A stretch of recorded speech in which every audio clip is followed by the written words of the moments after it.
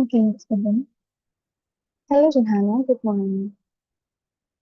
Good morning, ma'am. Please tell me the videos of you.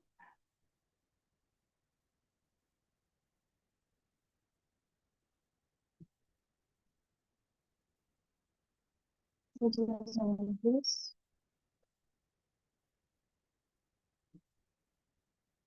We were doing the chapter Nutrition in Living Organisms. We will continue that. Yesterday, we talked about various types of nutrition.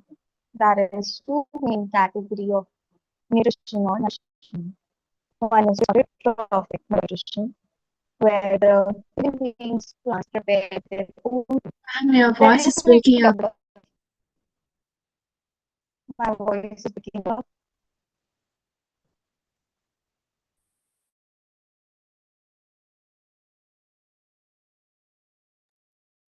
Just give me a minute.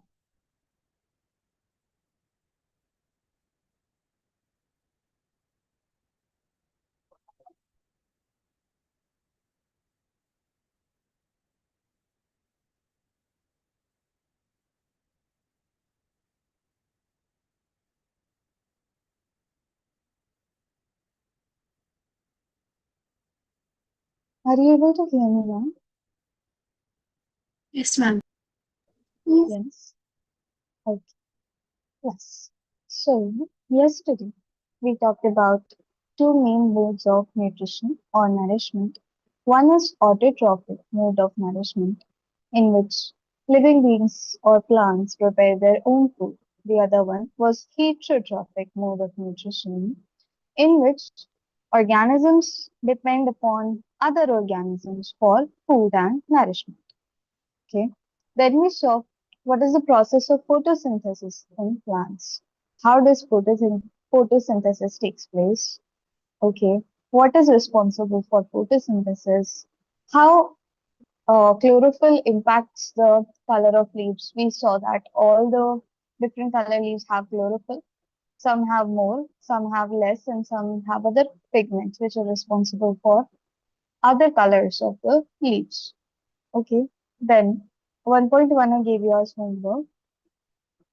Today we'll start with 11.3. Other methods of nourishment. There are many plants and animals who do not have chlorophyll. Therefore, they are unable to synthesize their own food. They are dependent on the synthesized food of the plants. Many animals eat directly the plants. Okay. So we know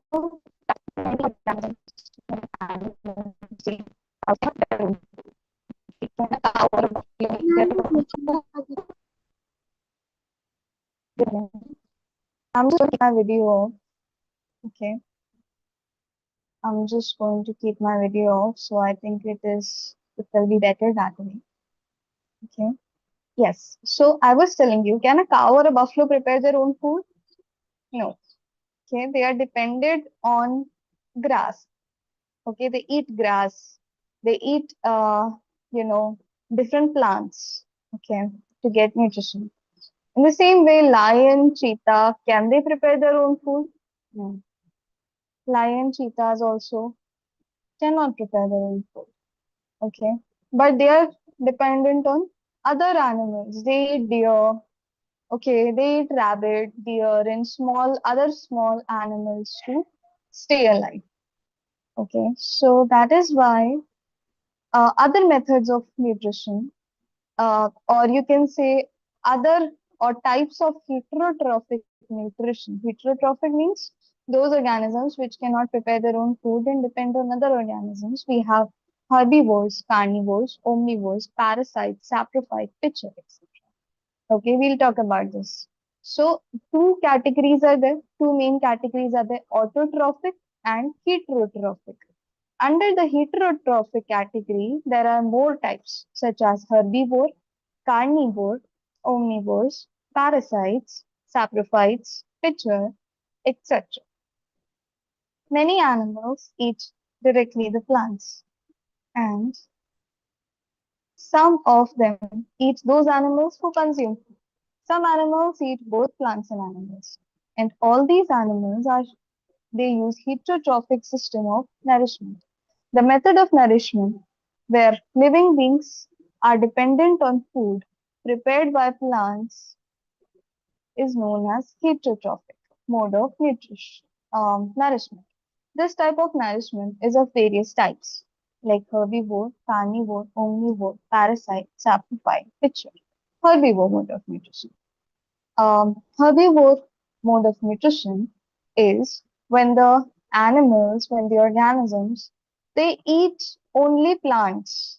Okay, they eat only plants, um, such as, different plants, and only things that are obtained from plants, such as fruits and vegetables.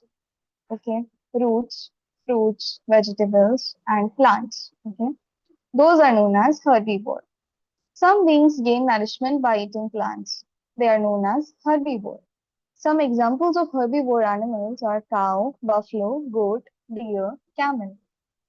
Many people also only eat vegetables. So the people who only eat vegetables and they do not eat meat, what do we call them? Vegetarians. Yeah, we call them vegetarians. So for humans, the term is vegetarian. For animals, the term is herbivores, who eat only herbs. Herbs. Herbivore. Okay. The stomach of animals like cow, buffalo, etc. have four parts. They grasp grass fast and store it in a part of their stomach. This part is known as cud. Here, some part of the food is digested, which is known as ruminate. Do you know that what a cow does? How does a cow eat? It takes in a lot and lot of grass and plants, and then it directly swallows it. Okay, directly swallows it. So it directly swallows it, and it gets stored in a part of their stomach called cud. Now you say, ma'am, that cow hasn't chewed it. It has directly swallowed all of it. So then again, out of its stomach, it brings it back to the mouth, and then it keeps chewing and chewing and chewing. And then keeps breaking down and taking it to another part of the stomach to get digested. Okay, that's how a cow and a buffalo, they eat food. First they swallow it on a whole, then it gets stored in the part called cud. Okay, then some and then it like takes it back to the mouth again, like from the stomach it takes it back to the mouth, then chews and chews and chews, and then digests small parts. So the small part of the food that's digested, it's called ruminate. It's called ruminate. And animals take food back in their mouth, like I'm explaining, to chew it. This is known as ruminating. You know, cows, you must have seen cows sitting and chewing and chewing and chewing the food. You must have seen, right? That their mouth keeps on going. Their mouth keeps on going, chewing, chewing, chewing continuously. That chewing is known as ruminating. Okay. That when the cows and buffaloes keep on chewing, that is known as ruminating. Okay. Now, grass, because the grass, it contains a substance called cellulose in maximum quantity. Many animals and human beings are unable to digest cellulose. Our system is not made to digest cellulose. It's very fibrous and contains cellulose. So, therefore, they need to chew and chew it to get it digested. But we cannot digest cellulose. These are herbivore animals. You can see a cow, you can see a deer, a goat, and a camel. Okay, all are herbivore animals. Then we have carnivore animals. Those animals which gain energy by eating other animals. The flesh of other animals is called carnivore. Carnivores are lion, bear, fox, eagle, python, etc. Okay, all those animals, a cheetah, a leopard.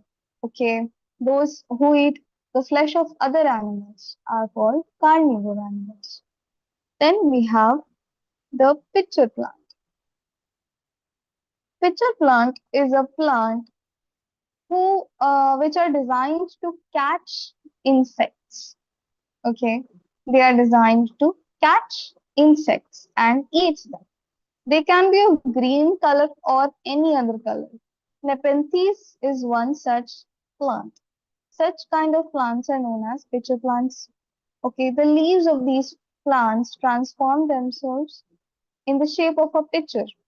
The top part works as the cap of the pitcher. You can see that this is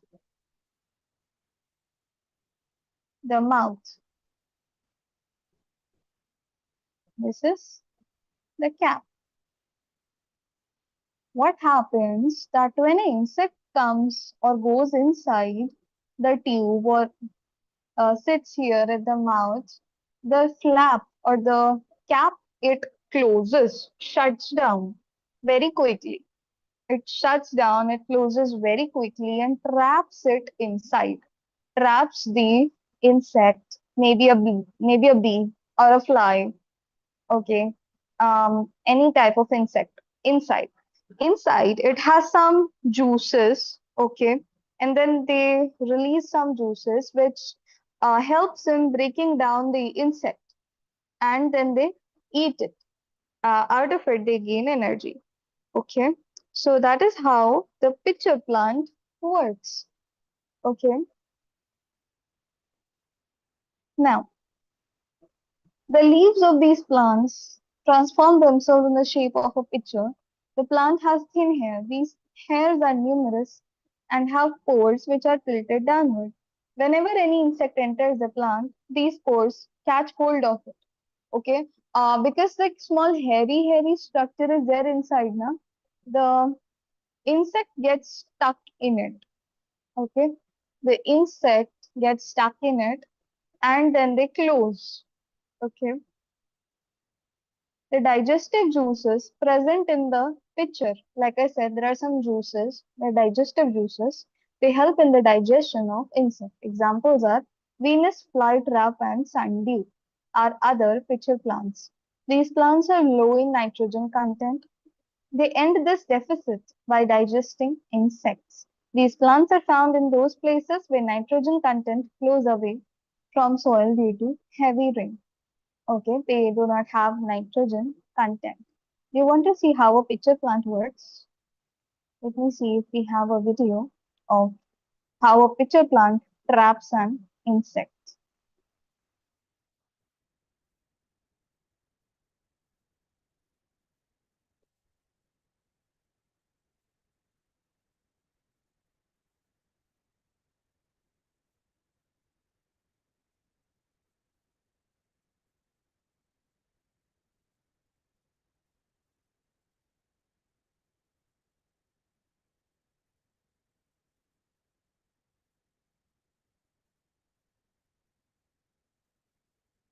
You can also see a Venus flytrap.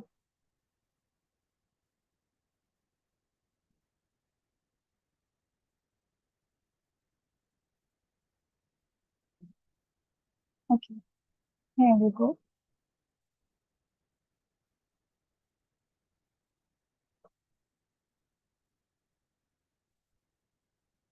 This is a Venus flytrap.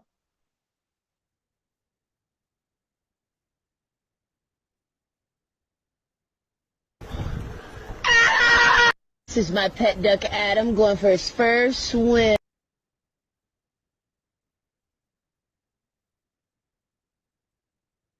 Okay, this is how it closes when an insect enters it. Okay, that's a Venus flytrap.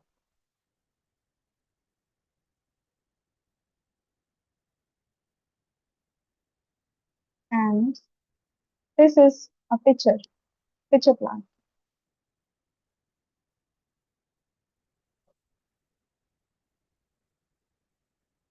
It just fell into the tube.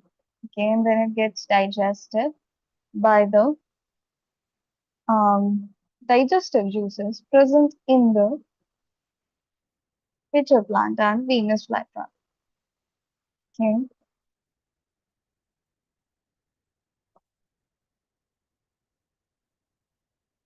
Pandew is also another example.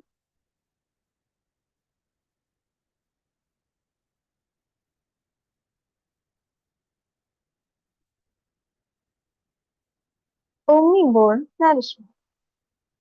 In omnivore nourishment, what happens is that the animals, they are such that eat the plants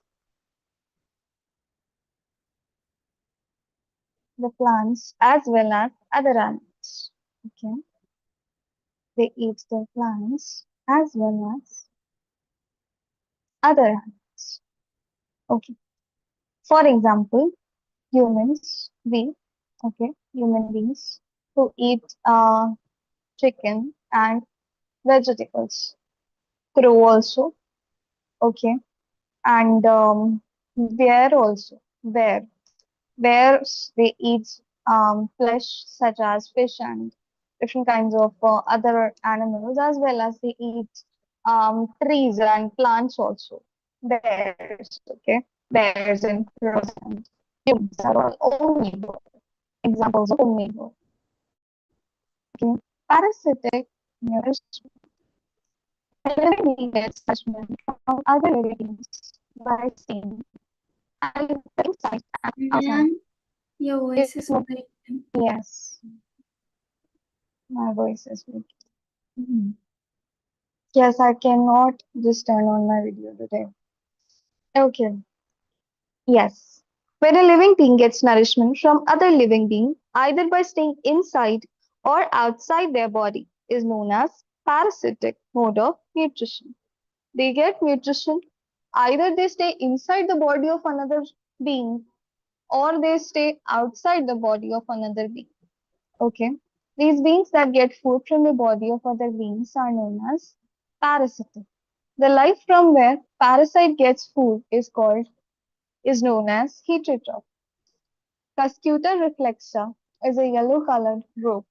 This plant grows by covering other plants. This plant does not have chlorophyll, therefore, it could not produce its own food. By the help of its special roots, it gets nourishment from heterogeneous plants or other um, plants. Okay, Cuscuta reflexa looks like this. Can you see the yellow uh, rope-like things grown on top of other plants? That is the Cuscuta reflexa plant. Okay, it is the yellow plant that's grown on top of the other green plants. And they put their roots in the other plants and then they get their nutrition. Okay, that's why it is a heterotroph. Then we have lice, bedbugs, fleas, mosquitoes. They are all parasites which suck blood from heterogeneous body, means other living organisms to get their nourishment. Okay, mosquitoes live by sucking our blood. Okay, lice also, they live by sucking our blood only. So these are other things. Okay, they are all parasites, parasitic mode of nourishment. Okay. Ascaris is also an example which live in human intestine to get nourishment. There's also a type of bacteria that lives in human intestine to get nourishment. Okay, is also an example of parasites. All right. Some plants are also saprogenous, like mushroom. Okay, saprophytes. Um, Here is you can just write down in your book saprophytic mode of nutrition or saprophytes.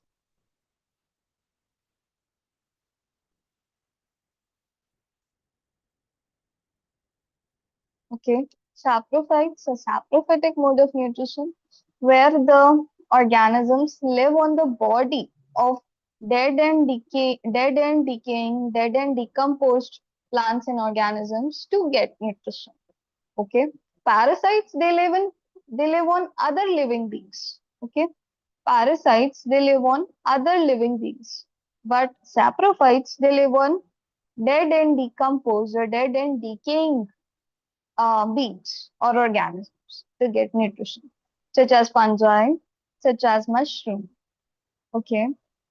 Then these beings are transformed into decomposed form, which is absorbed by them in the form of food.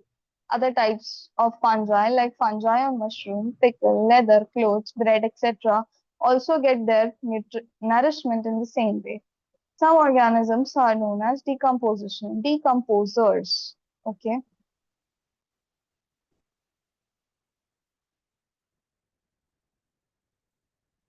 decomposers. They are called decomposers because they help in breaking down the dead and decaying remains of plants and animals. They break them down. Okay, they decompose it. They help in decomposing them. That is why they are called decomposers. Okay,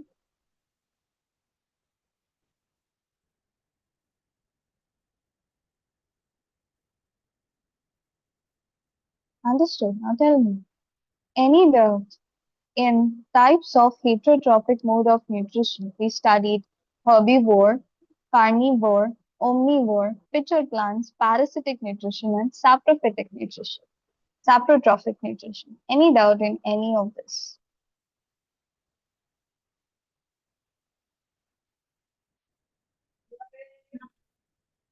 Hmm? Hannah and Johanna, you all can ask me if there is any doubt in this.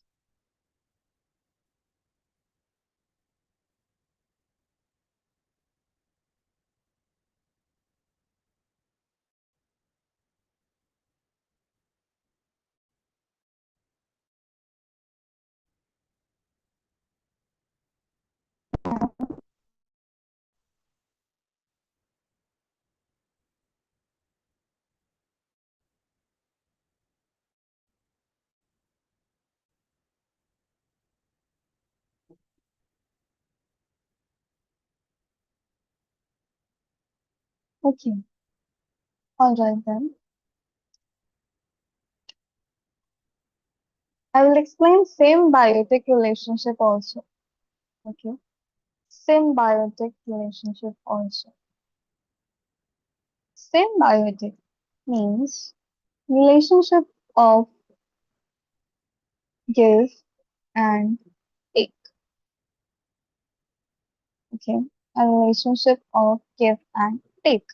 Hannah lended Zoe her pencil, and Zoe in return lended Hannah her eraser. Okay, Hannah gave Zoe her pencil, and Zoe gave Hannah her eraser. Means you give something of yours to me, and I'll give something of mine to you. This is called symbiotic relationship. Give and take. Okay. Many organisms live with each other. They have their shelter and nourishment with each other. Such relationships are known as symbiotic relationships. Now, what happens is that some organisms cannot prepare their own food. Okay, some plants cannot prepare their own food. So, in return, other plant will prepare food, and this plant will take its food and in return provide it shelter. Okay, this plant will take the plant of that take the food of that plant and in return provide shelter to that plant. Okay, to share the shelter and nourishment, they form a symbiotic relationship, a give and take relationship. Some fungi live in the roots of plants and trees. Fungi gets food from plants. In return to this, the plant gets water and nutrition substance as help in the absorption of organisms. Lichen has two helpers. One of them is weeds and the second is fungi. Lichen, this is lichen. It forms symbiotic relationship with weeds and fungi. What happens is that fungi gives shelter, water and nutrition to weeds, whereas weeds give synthesized foods by process of photosynthesis to fungi. Understand it with the help of uh, fungi and bacteria. This is fungi, okay, and this is weeds, okay. Let me have a question. Yeah, Ma'am, you said they exchange weeds now. Ma'am, but weeds is bad for plants. Yes, weed is bad for the plant if it is growing with crops. Okay, weed is bad if it is growing in between the crops and destroying our field. But weeds are grown naturally. A lot of weeds are grown naturally in the forest and all, and that time it's not harmful.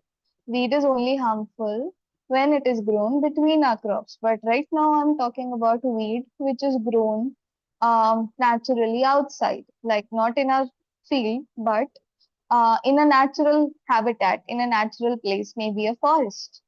Okay, what fungi does? Fungi gives shelter, water, and nutrition it has. Okay, what do weeds have? Weeds have food that they've prepared. Okay, now fungi give shelter, water, and nutrition to the weeds, and weeds will give this food to the fungi.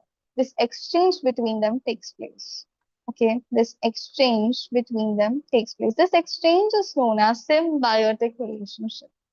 Okay, this is known as symbiotic relationship. Another example is Rhizobium bacteria. These are found in the roots of plants. These plants change the element of nitrogen in the air. This airy change helps in the easy absorption by plants. In return to this, Rhizobium provides shelter and food to plants. This plant is also very important to farmers.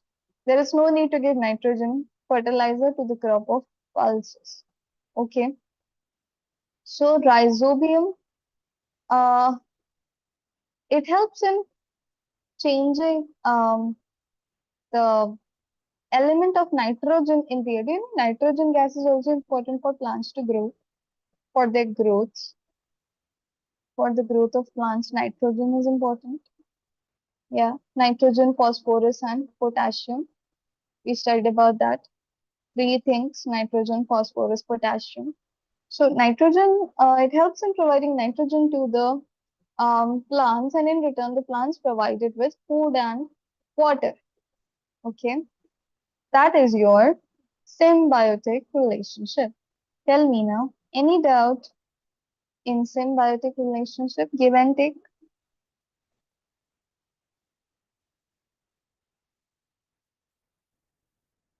Hmm. Okay. Hannah and Johanna, any doubt in symbiotic relationship? No, ma'am. No, Okay. Okay. I just want to ask you all, do you have any plans for summer vacation in the month of May or June? ma'am, could No, you ma'am. Say one by one. ma'am, could you repeat your question? Yes. Do you have any summer vacation plans to go out in May or June?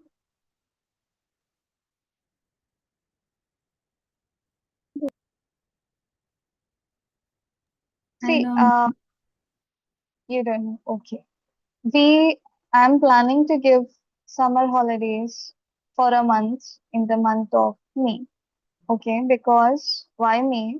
Usually NXT gives holidays in the month of June, but I'm starting with my final exams in the month of May, and I have 8 exams. So the exams that I just had were internal exam. The final exams I'm going to have now from the next month. So I was planning to give you all summer break in the month of May, about which I want to discuss with your parents. Are they available at your home right now? Um, ma'am, yes. Uh,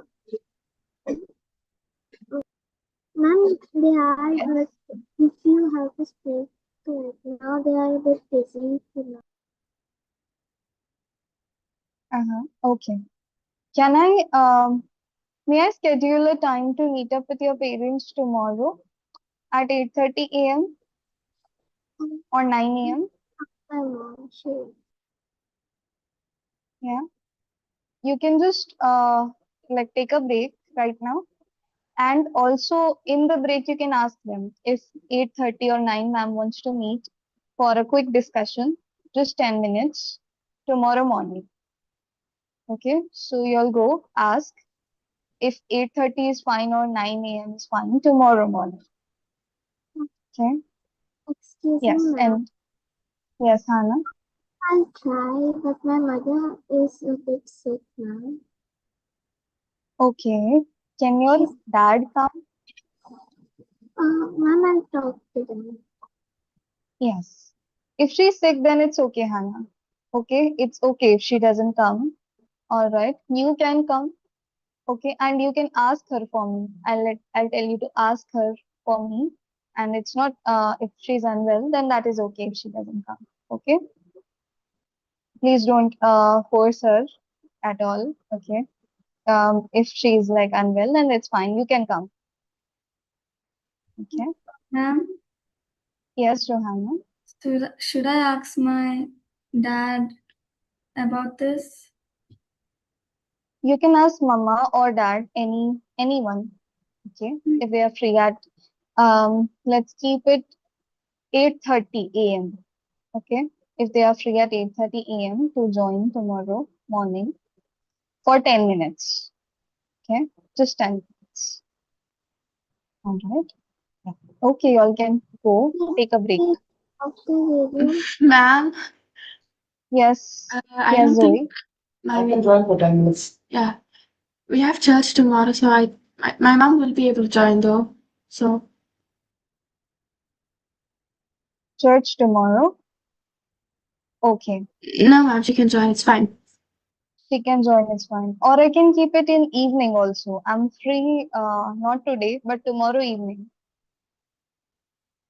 Anything is fine, ma'am. At what Okay. time? Ma'am, Yes, Ramesh, Hannah. is it okay if they off the video? Say again. Ma'am, is it okay if we off our video then? Yes, yes, it's okay. If they want to keep their videos off, that's okay. All right, no problem. 8:30 tomorrow morning. AM. Yeah, AM. 8:30 AM. Okay, 8:30 AM is fine. And like once everybody is confirmed, if everyone is able to join by 8:30 AM, then we'll keep at 8:30, or we can keep it in the evening, tomorrow evening, maybe at 7, 6:30 or 7 p.m. Okay. Ma'am, Yes. ma'am, we have a meeting. We have Bible study tomorrow evening. Okay. You have Bible study at tomorrow evening. Okay. All right. You all can go have a break. Ask your parents if they are able to join at 8:30 and let me know. So I'll fix 8:30 as a time. Okay.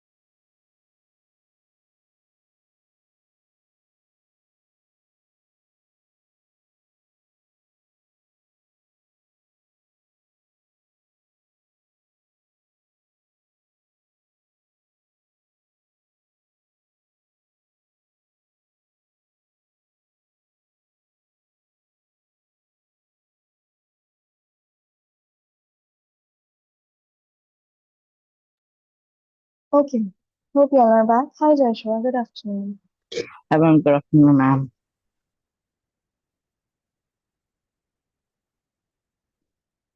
Hannah, Johanna, Zoe.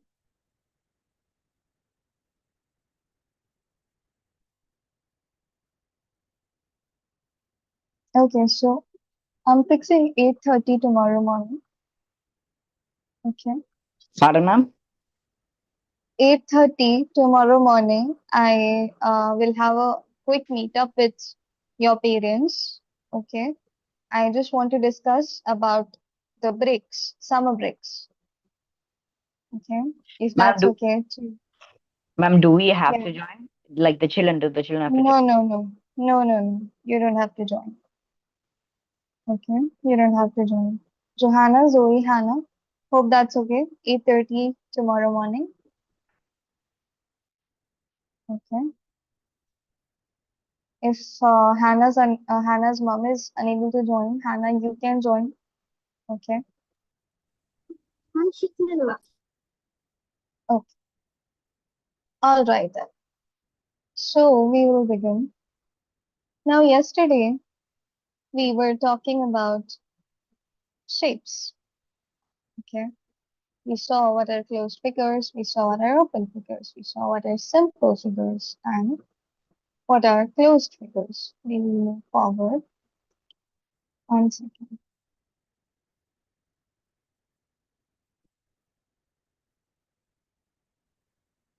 Then we saw what are the various parts of a figure on a plane.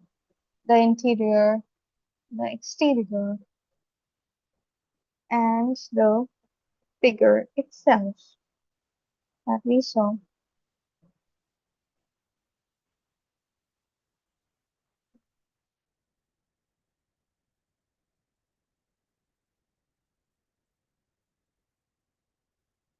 Now today, we'll be talking about various instruments that are used in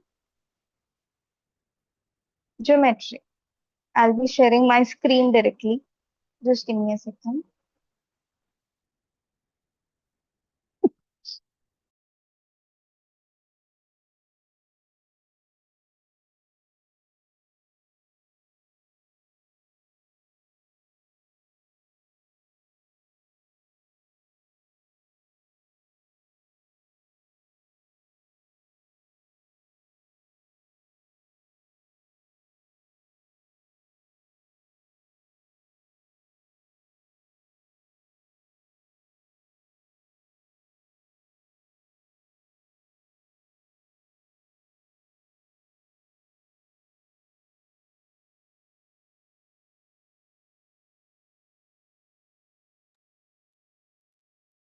Hope you can see the screen.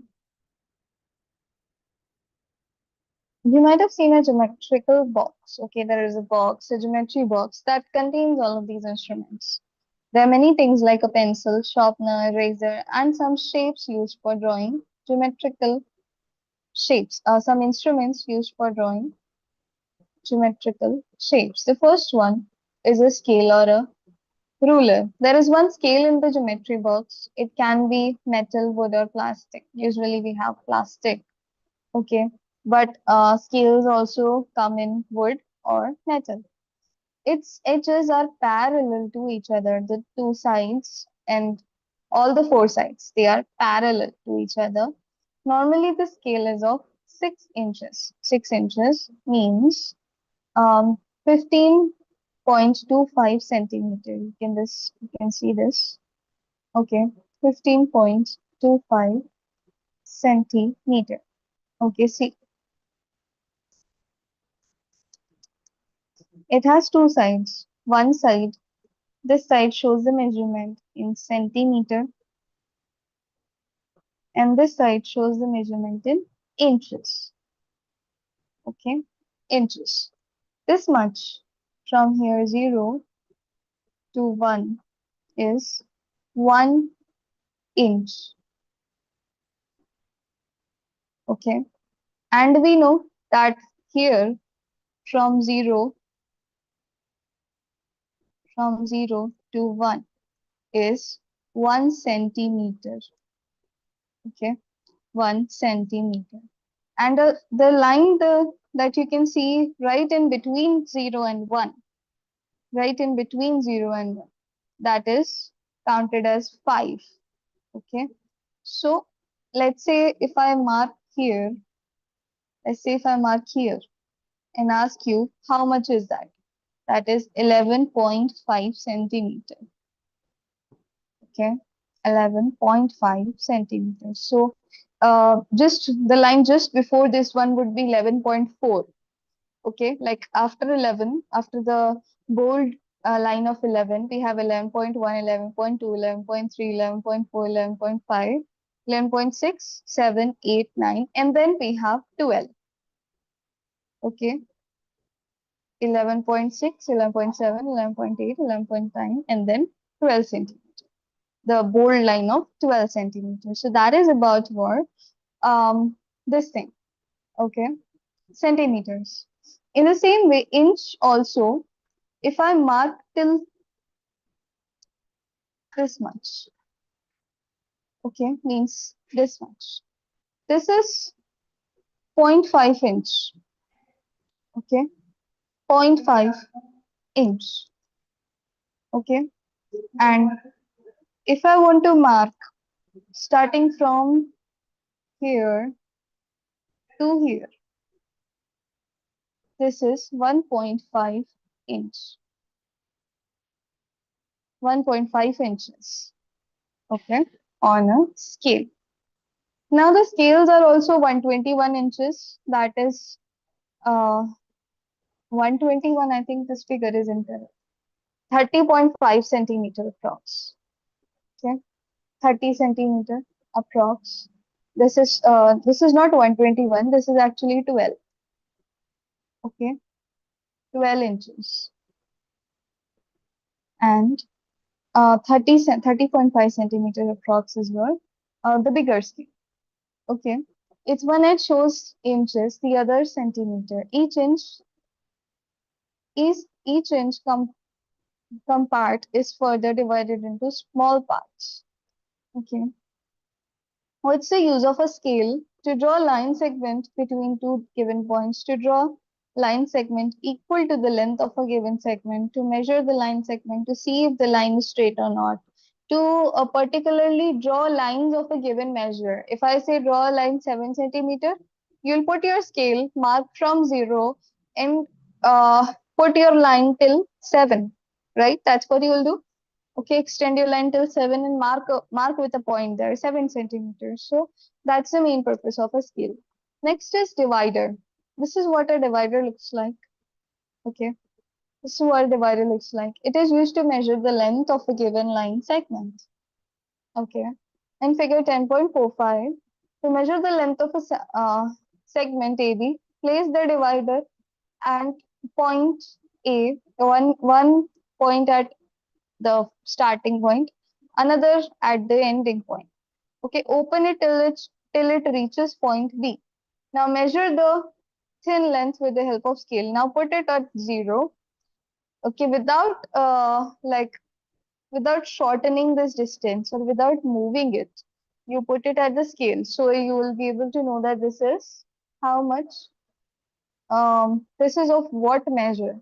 Okay, this is 3.6 centimeter. You will be able to tell. Okay, what measure is the line segment using a divider. Okay, so therefore the distance will be the length of line segment AB given in the figure. 10.5, the length is shown in the figure. Length of line AB is equals to 3.6 centimeter. Then comes the compass. Compass is also like a divider. One part is the same as that of a divider. In the other side, there is a space to fix the pencil with a screw. Have you all seen a compass? How it looks like? What it looks like? Yes. Yeah, Johanna, you have it, show? Yes, that's exactly a compass. Just let me know.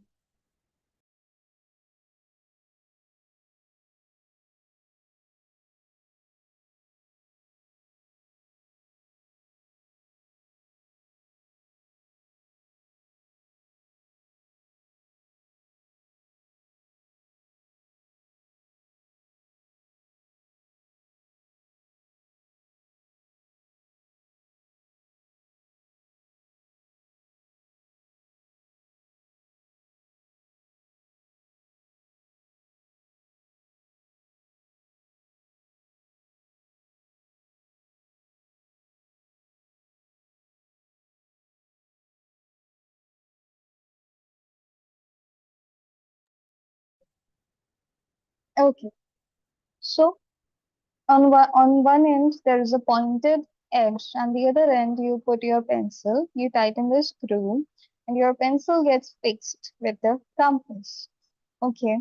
Now, what is the use of the compass? To measure the length of a line segment, to construct a circle. Okay. The main use of the compass is to make a circle, but a very important other use of a compass is to construct different measures of angles also. Okay, this you have in your course, how to make different types of angles using a compass. Okay, how to make different types of angles using a compass is in your course. We'll be doing that further. Okay, that's the use of a compass. Then you have set square. Must have seen this triangular looking things in the geometry box. Okay, there are two triangular instruments. Usually, they are also made of steel, wood, or plastic. Mostly, I've never seen the wood ones, but yes, they are there. Okay, also the steel ones I've not seen. I've seen the plastic ones. The angles of the set square are 90 degrees, 60 degree, and 30 degree. Okay, this is 90. Okay, we have 60 degree and 30 degree also. Okay, Mama have at you have them. Yes. Okay. And the other one, the measure is 90 degree, 45 degree, and 45 degree. The perpendicular side of both are marked as in the case of a scale. This side, this side is marked like a scale. This side also is marked like a scale. Set square is also used for different purposes to construct 30, 45, 60, 75, 90, 105 degree angles, and to construct parallel and perpendicular lines. Okay, to construct parallel and perpendicular lines, we use set square. The next one is protractor. You must have seen a semicircle like kind of thing.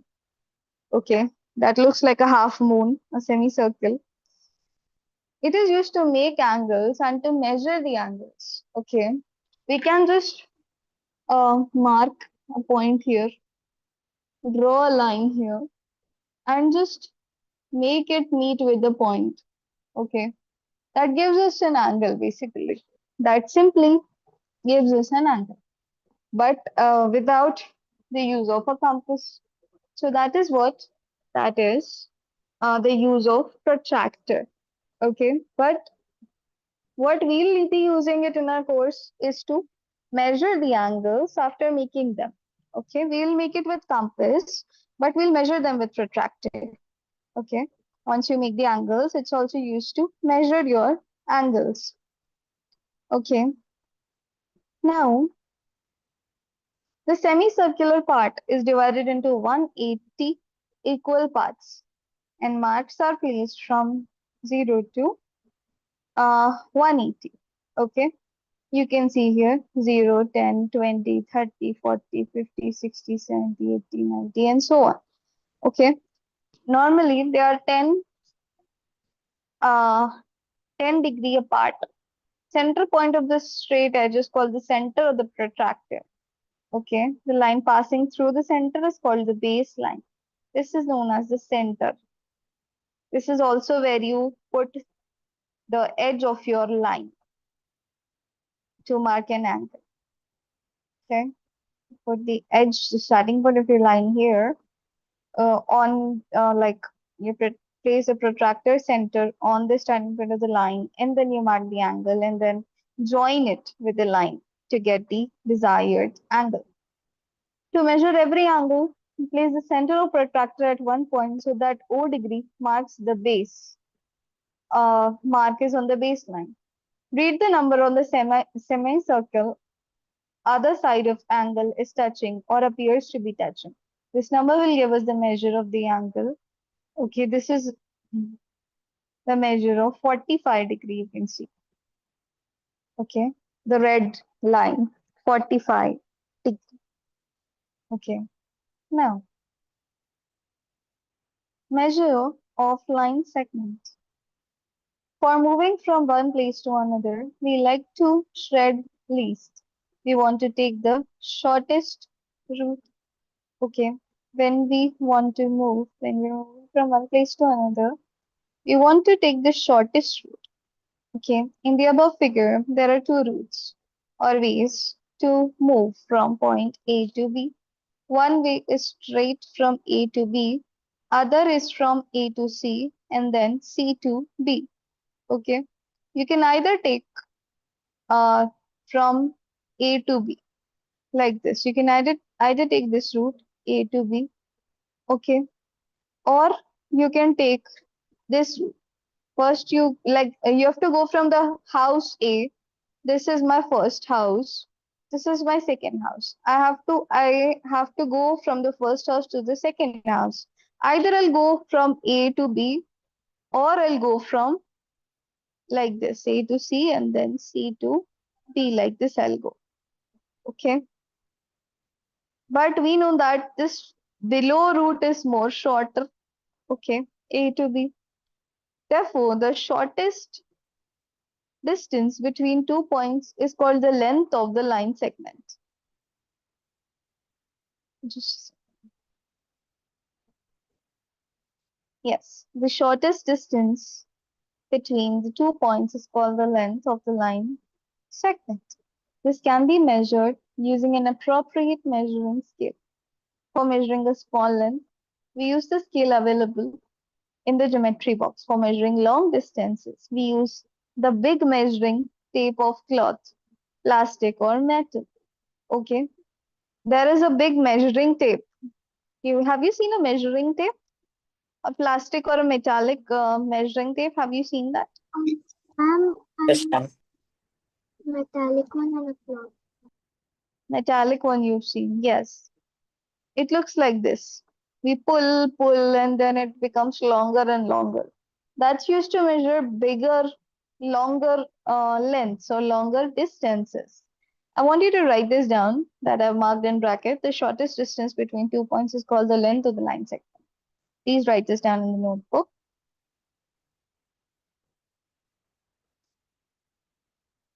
Ma'am, what chapter is this? What chapter is this? This is chapter 10, the same chapter that we have been doing.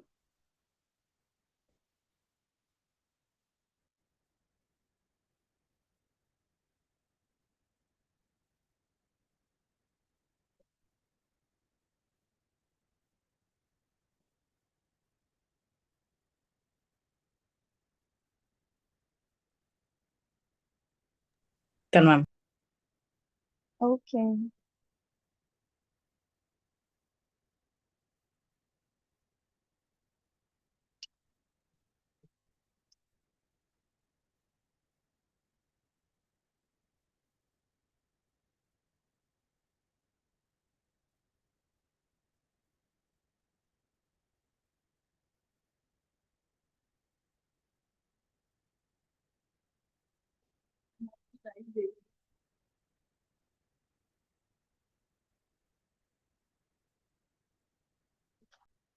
Done, ma'am. Okay. Okay. Done, ma'am.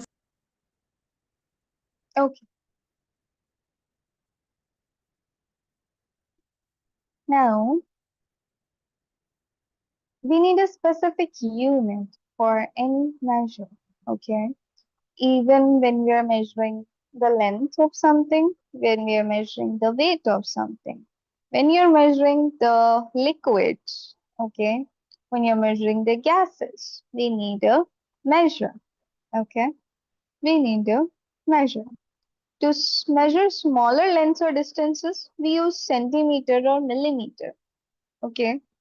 And for measuring long distance, we use meter and kilometer. Okay, this is the difference between small and big units. Okay, small and big units. Millimeter. Okay, first is the smallest unit. The smallest unit is millimeter, that is mm. And the biggest distance is kilometer. This is not FEH, okay, mm. And the biggest unit is km, kilometer, okay. 10 mm is equals to 1 centimeter, 10 centimeter is equals to 1 decimeter, 10 decimeter is equals to 1 meter, 10 meter is equals to 1 decameter, okay. 10 decameter is equals to 1 hectometer, and 10 hectometer is equals to 1 kilometer, okay. That is the relationship between small and big units, okay. Can you now tell how many meters are there in a kilometer? How many meters are there in a kilometer? Can anybody tell me? Ma'am, 1000, ma'am. Say again, both of you. 1000. 1,000. Yes. Good. Now, to measure a line segment, the length of a given line segment can be measured in the following steps. Step 1. Place a scale along the line segment such as the zero mark of the scale is at point A of the line segment. Okay. The 0 point should align with A. And then the B point should align with the remaining. So you will know that it is 7.5 centimeter or 7 centimeter 5 millimeter. Okay, 7 centimeter 5 millimeter or 7.5 centimeter. Next is using the scale, draw a line segment of a given measure. Okay, say I tell you to draw 4.5 centimeter line segment. How will you draw it? You'll put your scale. Okay, where 0 is coming, you'll mark a point. Where 4.5 is there, you will mark a point, and then you join both the points. There you will get see, that's what's written. Mark a point P on the paper. Place the scale in such a way that 0 on the scale should coincide point P. Now read on the scale the required length, 4.5 centimeter, and mark point O on the paper in front of the 4.5 centimeter mark. Join P and Q with the help of pencil. Okay. Now PQ, see the line is, the line segment is depicted by this symbol. Okay. Line segment is depicted by this symbol. Is the required line segment of length 4.5 centimeter. Okay. Now tell me, did you all understand how to measure a line segment, how to draw a line segment using a scale? Any doubt in this? Any doubt in relationship between small and big units? No. No, ma'am. Okay.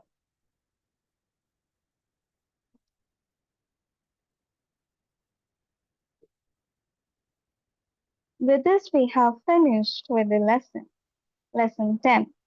Okay. Your homework's gonna be in text questions 10.6. Okay. And exercise also. In text questions 10.6 and exercise also. Okay.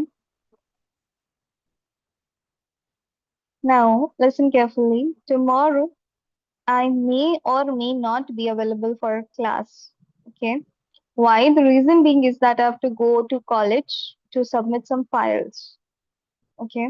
I have to go to the college to submit some file work, and I may not be available. I will try to go early and if like they check early if I'm able to get free by 11:30, 11:40, I'll put a message in the group. Okay. If by chance I feel that I may not be free by that time, if it takes me more time, then also I'll put a message in the group. So please check right before the class timing what message I have put, and according to that, you all join. Okay. Okay. By 11:35, 11:40, you'll go to the group and check. And then if there's a message that you have to join the class, you'll join. There's a message that I won't be able to take, then you don't join. Okay, then we'll be directly meeting. Maybe like I'll have a discussion with your parents and sir once, and I may as well give you summer holidays in the month of May. Okay, one May, more ma'am? thing. Yes, Joshua, May, Um, because Hardik yeah, said it was in June. Hardik sir's classes will be in June. Okay. Hardik sir's class holidays in June, my class holidays in May, because I'm having my final exams in May. Okay, so that is why my classes holiday I may as well give them to you in May. But also you'll get assignments. Okay, you will be getting holiday assignments, holiday homework, holiday assignment. It's gonna be the same thing, homework and assignment. Okay. I'll be meeting you after coming back from college tomorrow. Maybe between 12:30 and 1 to tell you the assignments also. Okay. I'll put a message in the group. Okay. Okay. I'll put a message in the group to discuss the assignments with you. Okay, so that's all for today, and I'll see you all tomorrow. Have a good day. Bye. Bye, ma'am. Thank you. Bye. Bye, ma'am. Thank you, ma'am. Bye, Bye, John. ma'am. Bye, Zoe. Bye, Hannah. Bye. Bye. Bye. Bye, ma'am. Bye.